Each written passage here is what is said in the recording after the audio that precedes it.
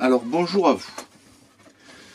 J'ai une petite vidéo à vous partager qui correspond à la Transpyrénéenne.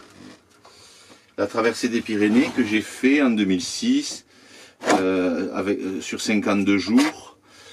Mais cette aventure, elle a commencé pour moi avant de 87-88. Vous avez bien compris que j'étais un peu perdu dans le temps. Hein. Tant que je suis pas perdu dans les couloirs du temps. Quand j'avais 14 ans, j'allais déjà en salle de muscu. Et un jour, j'allais dans une association à Narbonne, la SPTT. Et putain, je vois un mec avec des gros mollets. Mais gros mollets, hein. Et de mon âge, je crois qu'il avait 50 balais. Je sais plus s'il est toujours de ce monde, hein, cet homme. Et donc, j'ai dit, mais comment tu fais pour avoir si gros mollets? Il me dit, tu veux le savoir? Alors comme j'avais 14 ans, j'étais mineur, il me dit, écoute, c'est simple, donne-moi le numéro de téléphone de tes parents, ou donne-leur mon numéro. Dimanche prochain, si le temps le permet, je t'emmène en montagne et tu vas comprendre comment j'ai des gros mollets. Donc j'ai dit, ok, ça va. Et c'est là qu'il m'amène faire le roc blanc. Pour ceux qui connaissent, et je sais notamment que j'ai un ami du roc blanc qui est abonné à la chaîne et qui va bientôt aller vivre dans sa cabane, je te salue. Donc j'ai deux souvenirs de cette randonnée. Et la première, c'est que je regardais tellement ses mollets pour marcher et puis je voulais tenir le coup. J'avais jamais fait de randonnée et puis même je faisais de la muscu intensivement déjà à 14 ans, ce qui est pas bon du tout. Hein. Je marche et à un moment donné, je me prends un pet au casque. C'est que j'avais pas vu une grosse branche à hauteur de front. Je regardais trop ses mollets. Je me suis retrouvé sur le dos, sur mon sac à dos. Je me suis relevé vite parce qu'il s'en est pas rendu compte. Je me relève et je cours derrière lui. Et on arrive au sommet. Et là, tu vois, il y avait toute la chaîne pyrénéenne qui était devant nous. Et il me dit, tu vois Yannick, il y a un sentier. Ça s'appelle le GR10. Il traverse toutes ces montagnes. Et ça me donne la chair de poule, tu vois. Toutes ces montagnes depuis l'océan jusqu'à la Méditerranée. Et en moi, il y a une phrase qui est montée, que je vais remettre au début de la vidéo. C'est une vidéo de 2006 et que je n'avais pas filmée pour la partager avec des gens. Je l'avais filmée pour mes parents. Un jour, je le ferai. Ça m'a... C'était puissant et ça ne m'a pas lâché. Donc qu'est-ce que j'ai fait? Ben, je me suis documenté un peu. D'ailleurs, j'avais à cette époque-là le livre Survivre de Xavier Maniguet et j'étais passionné par la survie. Et donc, j'ai commencé à aller dormir dehors tout seul, parce que j'avais peur. Quand j'étais petit, j'avais peur du gros méchant loup, mais quand on grandit, on a des peurs dans la forêt tout seul. Donc mon père, j'ai le souvenir, à 14 ans, après cette randonnée, je me suis pris un vieux sac à dos, un sac de couchage qu'il devait avoir lui, enfin des trucs un peu comme ça. J'ai tout foutu dans un sac, j'ai dit prends-moi là avec la voiture, il m'a posé dans un coin sauvage, et j'y ai passé la nuit. Le soir, j'étais comme ça. Le soir, les récits de survie, j'entendais des craquements, je sentais une présence, tu vois, parce que dans la forêt, quand on y vit, on sent une présence. Et cette Transpyrénéenne, pourquoi je vous la partage aujourd'hui, après vous avoir dit tout ça, c'est parce que, en fait, j'ai un rêve secret au fond de moi, c'est qu'un jour, si ça m'est donné, peut-être avec mon fils, dans 10 ou 15 ans, mais je travaille dès maintenant, ben j'aimerais la retraverser. Mais j'aimerais la retraverser pieds nus et en n'amenant pas de nourriture, c'est-à-dire en buvant l'eau des cours d'eau et en mangeant les végétaux que je trouve sur le chemin. Comme un dernier au revoir. Mes grands-parents ont traversé depuis l'Espagne. Moi, je l'ai fait dans l'autre sens. Ça forme une croix. Cette croix-là, pour moi, cette Transpyrénéenne, c'est l'histoire d'une vie. Et j'aimerais pouvoir, un vieux bonhomme, quoi, avec un sac à 5 kilos ou 4 kilos, tu vois, et je suis pas prêt, au niveau des pieds, et dans la stabilité de mon alimentation. C'est pour ça que je mange végétal, parce que je veux sortir non pas produire mon alimentation, comme je l'ai dit hier dans la vidéo, mais plutôt cueillir mon alimentation.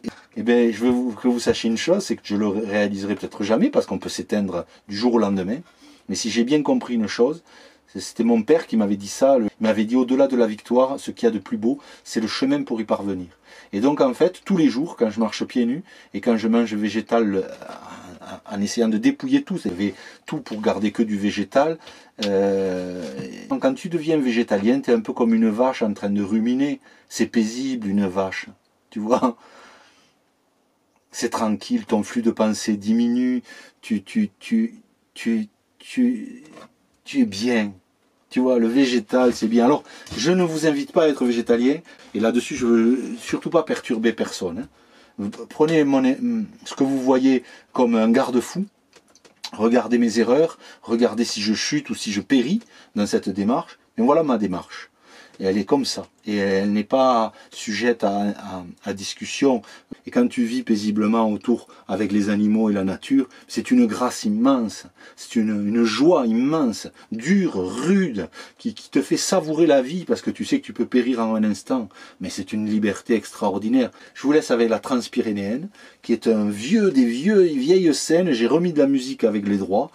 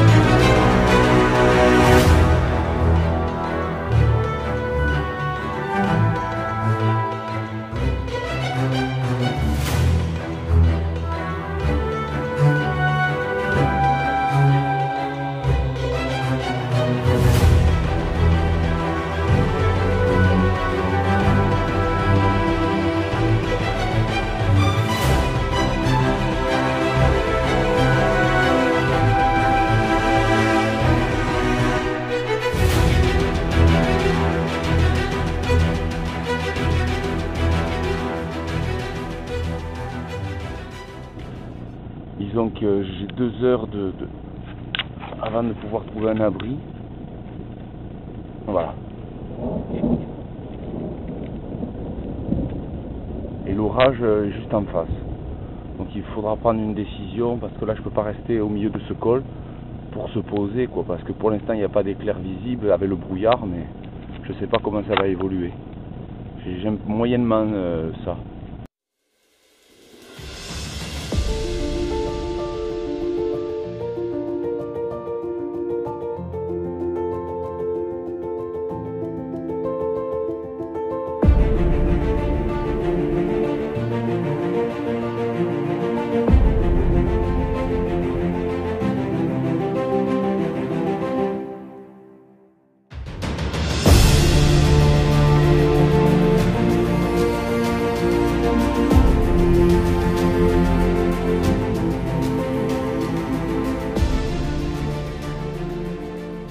En beau temps, tu vois.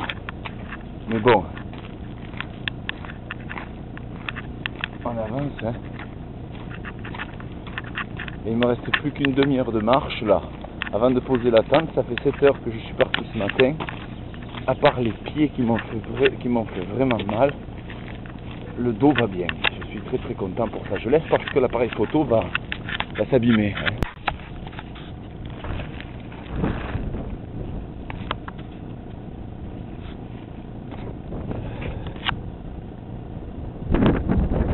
Voilà le panorama que j'ai ce matin. On passe devant le rayon du soleil, donc c'est pas super. Voilà les montagnes tout autour de moi. Si c'est pas top ça. Quelle vue de magnifique. Je suis un peu endormi ce matin là. J'aurais dû me lever vers 5 ou 6 heures vu qu'il va faire chaud.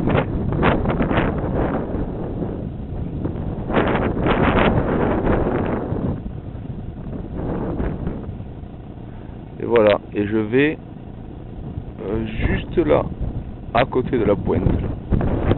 C'est notre journée, aujourd'hui c'est samedi, mon 7e jour, et je vais vers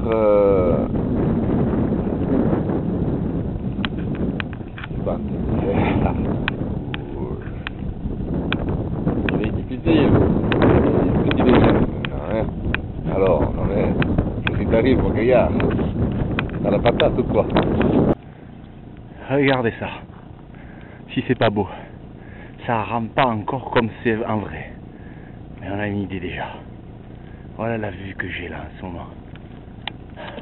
Sur un petit chemin là, après une montée qui m'a un peu fracassé la tête. Mais avec la tête d'épanouie que je dois avoir, là ça doit se voir que je suis heureux. Là c'est...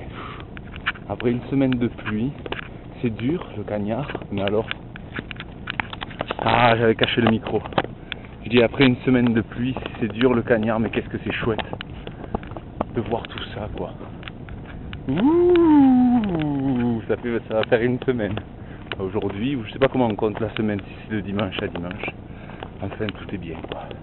J'ai un chien un petit peu au talon.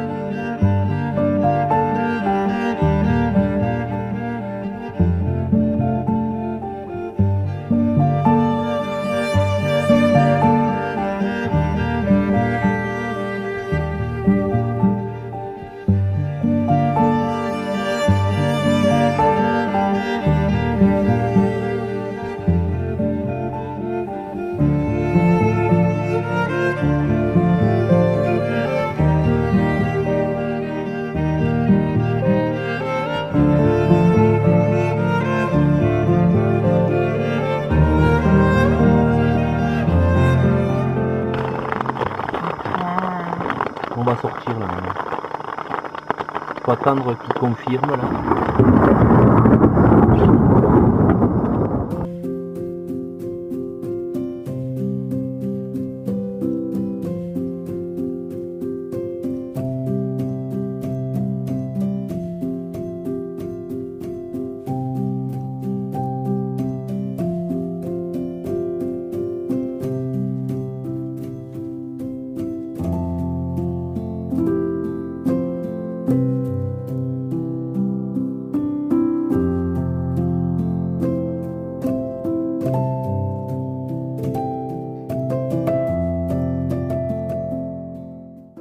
Ah, c'est la caméra que je dois bouger.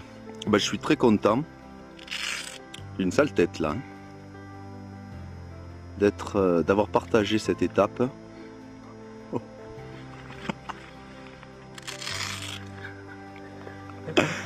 Avec mes deux compères, parce que ça a été une grosse journée, on s'est perdu. On a fini les Pyrénées-Atlantiques après 14 jours de marche. Et je croyais pas pouvoir, avec le départ et ce dos abîmé, pouvoir être là aujourd'hui et commencer les Hautes-Pyrénées. Et j'ai été heureux de le partager avec eux parce que au-delà de nos différences, voilà. Allez, je vais pas monopoliser l'antenne, hein. Je vais passer la caméra, j'ai les oreilles pointues en plus. Moi, qu'est-ce que c'est ça? Moi, qui c'est ça? Non, j'ai pas fini. Je voulais dire qu'au-delà de tout, cette étape-là, pour moi, elle a été difficile parce que ce matin, j'étais fatigué et Bernard et Arnaud ont été là vraiment pour accompagner et finir cette première partie avec un gros partage et beaucoup de choses qui se sont produites ces derniers jours. Voilà. Ouh, ça décoiffe les amis, regardez, regardez, regardez. Attention, on y est maintenant, j'arrive à filmer.